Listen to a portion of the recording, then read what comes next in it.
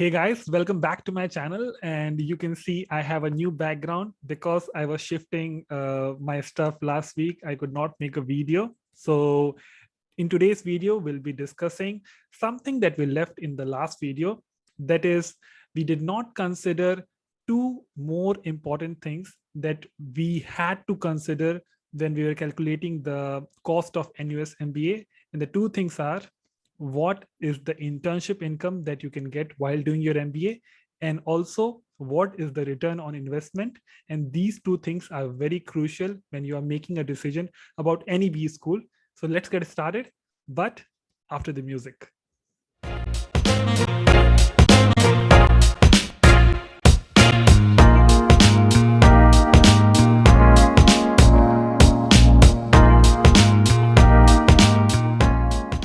So hey guys, welcome back to the video. Before starting, I will give you a quick recap of what we discussed last time. This is the picture of the NES Business School. I told you about the currency conversion of Singapore and US dollars and Indian rupees. Then I told you about the application fees and the dates that when you have to apply. Later on, I told you about what is the course duration for full-timers and part-timers. Definitely for the full-timers, the course is a lot shorter than the part-timers, but the tuition fees is same. It's 81320 for full-timers and same for the part-timers. But there's a difference. For the full-timers, you have to pay in a shorter duration, while for the part-timers, you can pay it in 4 installments because you have a lot more time than the full-timers. Coming to the cost of accommodation, I discussed the numbers that I got from Numbeo, and based on my personal experience, they came out to be very, very accurate. Around $1067 you have to spend every month to stay in Singapore. So the cost of accommodation came out to be 18133. Coming to the cost of eating, again, I made some calculations based on Numbeo, and the number came out to be 10907. All this is for 17 months. All these were visible cost, but then we discussed about the cost of not working, which is an invisible cost. So for 17 months, you will not be working, and I assumed that your salary is around 2000 US dollars. It can be more, it can be less, but this is a ballpark figure. So if you do not work for 17 months, you're losing out on $34,000 of cash that you would have got during that duration. And this also has to be added to the whole expense sheet. So the final expense came out to be 116,841, which is around 117,000 US dollars or 87 lakh rupees. Here we accounted for the invisible cost also, and the visible cost definitely. So this is the final number that you can call that this is the expense that I have to make to go to the NUS MBA program. Here we have not accounted for the leisure expenses. This is the amount of money that you have to secure before you choose doing an MBA. But there is more to cost, and that is why we are creating this video. Thanks for giving me a very constructive feedback that I did not consider two very important things. One, the amount of money that you can earn with your internships, because when you're doing an MBA, definitely you'll be doing an internship.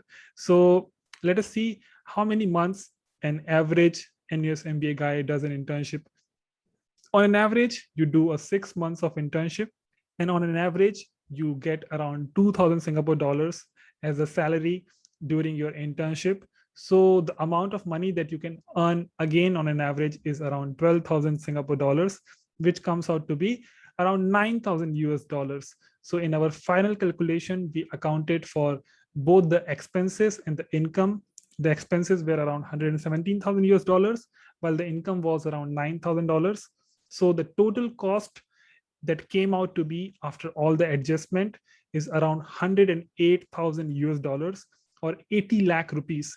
This is a big investment, and that is why we have to calculate how much time will it need to recover all the money that you are spending on such an expensive MBA program. And that is why I'm doing the ROI calculation based on the data that I got from the Economist Education Survey. So based on the Economist survey, you get around 73,000 US dollars annual salary, but your cost is around 107,000 US dollars. So you can see a disparity, and that is why we have to calculate in how much time will we be able to recover all the money that we are spending on NUS MBA. So here the number comes out to be around 1.46 years. That means this is the amount of time that you will need to recover the money that you will be spending on the MBA program based on the salary data and everything. Now we have created the leaderboard for the B schools. Currently, there is only one school here because we have done only the NUS Business School analysis. But in future, you will see a lot more schools and you will get a lot more data to make the right decision for your MBA journey. Currently, NUS Business School, you have to spend around 108,000 US dollars for studying there, but to recover that cost you need around 1.46 years. And so make your decision wisely, based on the data, based on the facts and the figures and the reputation of an MBA program, and be safe.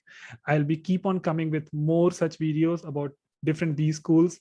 Maybe next time I'll take the Harvard University or the Oxford University. Please keep guessing, please keep subscribing, sharing the videos, liking the videos, provide me feedback, and I'll be always there to help you out. Until next time, Amit Semenko signing off. Peace.